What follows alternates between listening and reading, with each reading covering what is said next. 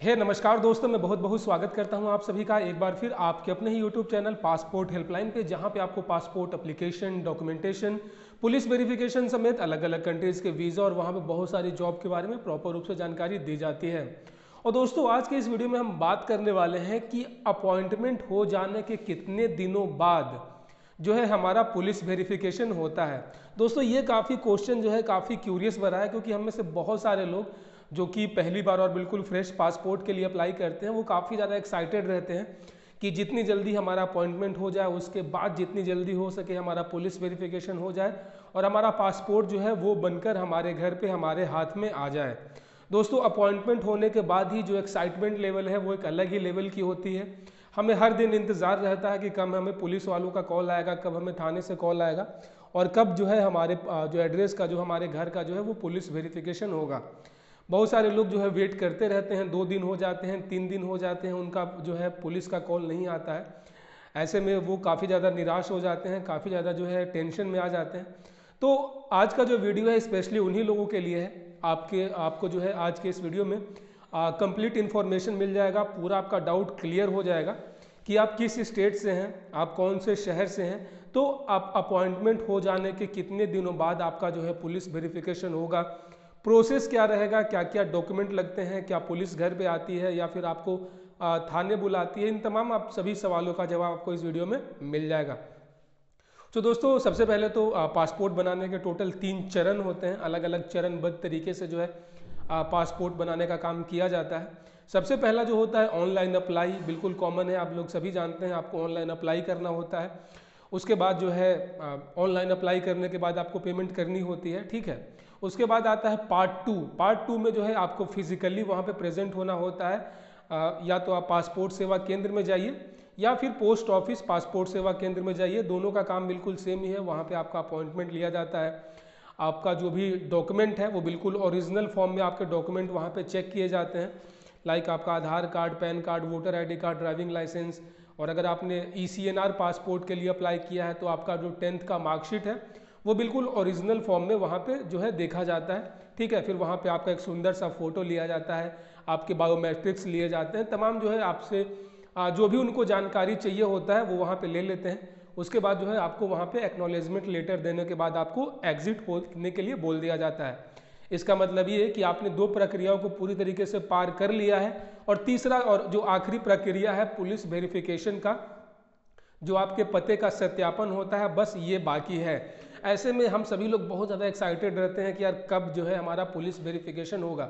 लेकिन दोस्तों, अपने देश में अलग अलग राज्य हैं और हर राज्य में जो पुलिस की संख्या है वो अलग अलग है। सबसे ज़्यादा बात करें तो पुलिस की जो संख्या है वो दिल्ली में सबसे ज़्यादा है। मतलब कि संख्या का मतलब ये कि हर 1 लाख नागरिक पे सबसे अधिक पुलिस किस राज्य में है, तो दिल्ली में सबसे ज़्यादा है और सबसे कम जो है छत्तीसगढ़, उड़ीसा में है। कहने का मतलब ये कि जिस राज्य में जितनी ज़्यादा पुलिस की संख्या बल होगी उतना जल्दी वो हर मामले में, हर विभाग में काम करेंगे, क्योंकि पुलिस का जो है अलग अलग जो है बहुत सारी जिम्मेदारी जो है उनके ऊपर होती है। लाइक ट्रैफिक मेंटेन करना होता है, लॉ एंड ऑर्डर देखना होता है, लोगों की सिक्योरिटी की जाती है और साथ साथ जो है पासपोर्ट का भी उनको काम दिया जाता है, ठीक है।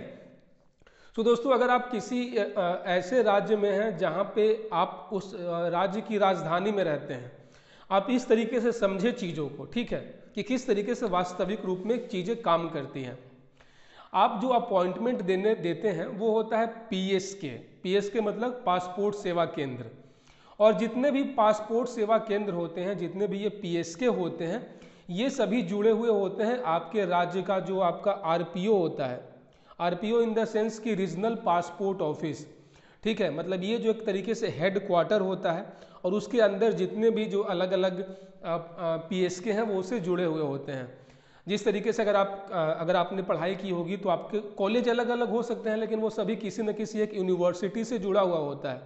एक यूनिवर्सिटी के अंदर जो है बहुत सारे कॉलेज होते हैं और सारा कुछ जो कंट्रोल होता है वो यूनिवर्सिटी से होता है। जो भी नोटिफिकेशन आते हैं, जो भी एग्ज़ाम के डेट आते हैं, तो ठीक उसी तरीके से पासपोर्ट को लेकर जो भी नोटिफिकेशन आते हैं, जो भी डिसीजन लिए जाते हैं और जहाँ पे सारा डेटा जो है स्टोर किया जाता है वो RPO होता है, ठीक है। तो पहले आपका जो फाइल है वो आपका PSK से RPO जाता है और ये RPO होता कहाँ है, ये आपके राज्य की राजधानी में होता है। जैसे कि मान लेते हैं कि अगर आप बिहार से हैं, ठीक है, तो आपका आरपीओ कहाँ होगा? पटना में। अगर आप झारखंड से हैं तो आपका आरपीओ कहाँ होगा? रांची में। अब यहाँ पे बिहार में अलग अलग बहुत सारे ज़िले हैं। अब ज़रूरी तो नहीं है कि आप पटना से ही हो सकते हैं, आप भागलपुर से भी हो सकते हैं, पूर्णिया से भी हो सकते हैं, ठीक है। कहने का मतलब ये है कि आप किसी भी ज़िले से हो सकते हैं। तो आपका जो ज़िला है वहाँ से पहले जो है आपकी जो फाइल है, आपका जो डेटा है वो आएगा आरपीओ में, ठीक है। जब वो आरपीओ सक्सेसफुली पहुँच जाएगा, जैसे ही आपका स्टेटस जो है अपॉइंटमेंट का सक्सेसफुली आपके आरपीओ में चला जाएगा, फिर वहाँ से जो सारा कुछ कंट्रोल होता है। अब क्या होगा, आपका जो आरपीओ होता है वो दिशा निर्देश देता है जो भी आपका लोकल पुलिस स्टेशन है, मतलब ये कि जो भी आपने अपने पते में जो आपने अपना लोकल पुलिस स्टेशन दिया है, ठीक है, ये डायरेक्टली जो है उसको निर्देश देती है कि भाई ये जो एड्रेस है यहाँ पे पुलिस वेरिफिकेशन करना है इस पते का, ठीक है। अब डिपेंड करता है कि उस पुलिस स्टेशन में जो पुलिस की संख्या बल है वो कितनी है।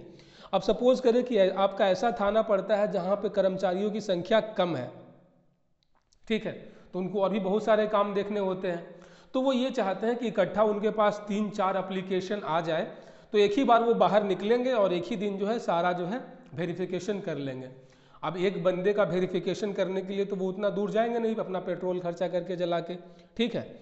वही अगर आप दिल्ली में रहते हैं तो दिल्ली में पुलिस वालों की संख्या बहुत ज़्यादा है और वो रेगुलर वहाँ पे पेट्रोलिंग करते रहते हैं, तो ये हो सकता है कि सेम डे ही जैसे ही आपका रिक्वेस्ट जाता है पुलिस थाने में, वो उसी दिन जो है आपके पते पे आ जाएं, तो ठीक है।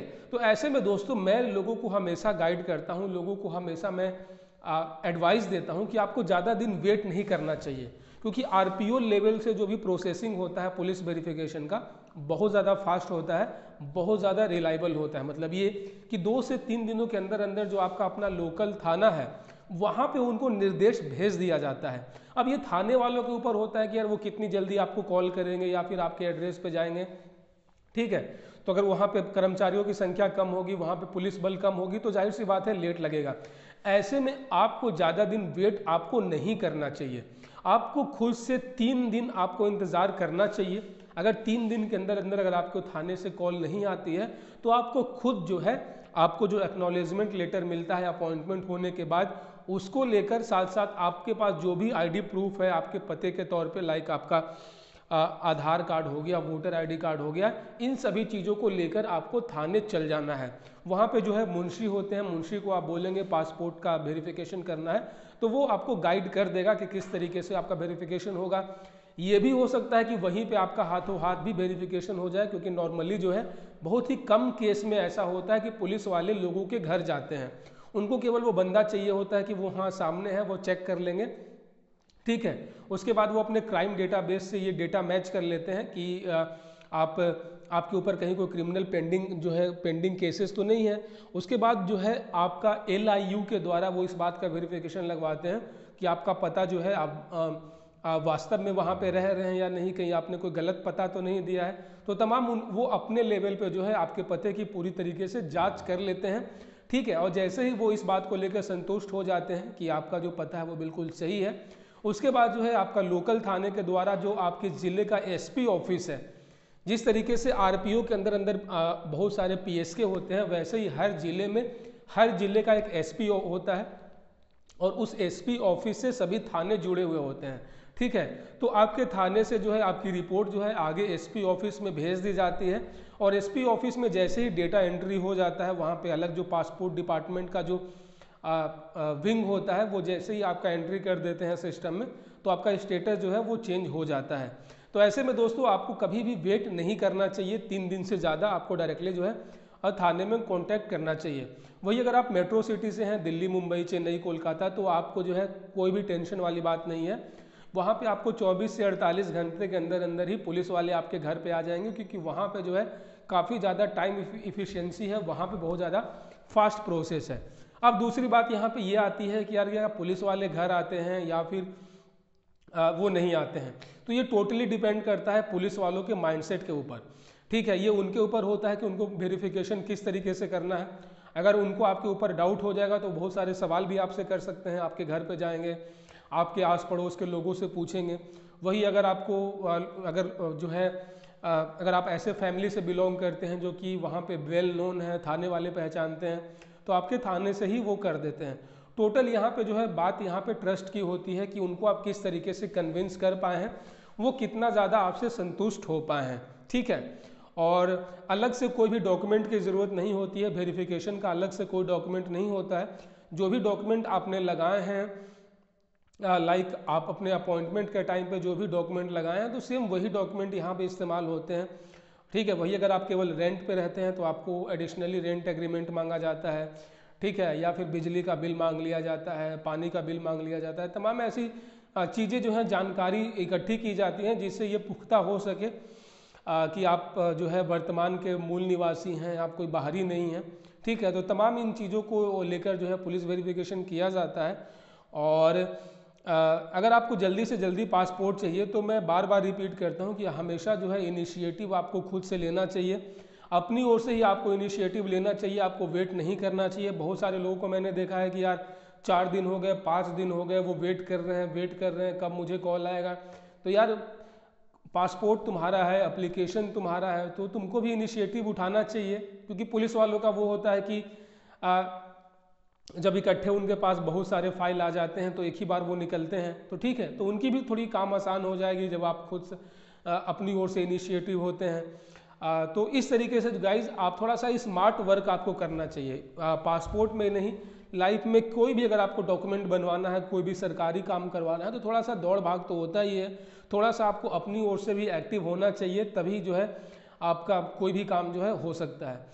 इसके अलावा दोस्तों, अगर आपको पुलिस वेरिफिकेशन से रिलेटेड कोई भी सवाल है, किसी प्रकार का कोई क्वेश्चन है, मन में कोई और डाउट है, तो यार बेशक आप मुझसे कमेंट में पूछ सकते हैं, या फिर चैनल के अबाउट में मेरा इंस्टाग्राम हैंडल है, आप मुझे वहाँ पे फॉलो कर सकते हैं, या फिर आप डायरेक्टली मुझे व्हाट्सएप पे कांटेक्ट कर सकते हैं, जहाँ पे मैं आपको पूरी तरीके से गाइड कर दूंगा, ठीक है दोस्तों। यार तो चैनल पे पहली बार है तो चैनल को सब्सक्राइब कर दीजिएगा, नोटिफिकेशन बेल ऑन कर दीजिएगा, ताकि अगली बार जब मैं कोई नया और यूज़फुल वीडियो लेकर आऊँ तो आप उसे मिस ना कर सकें।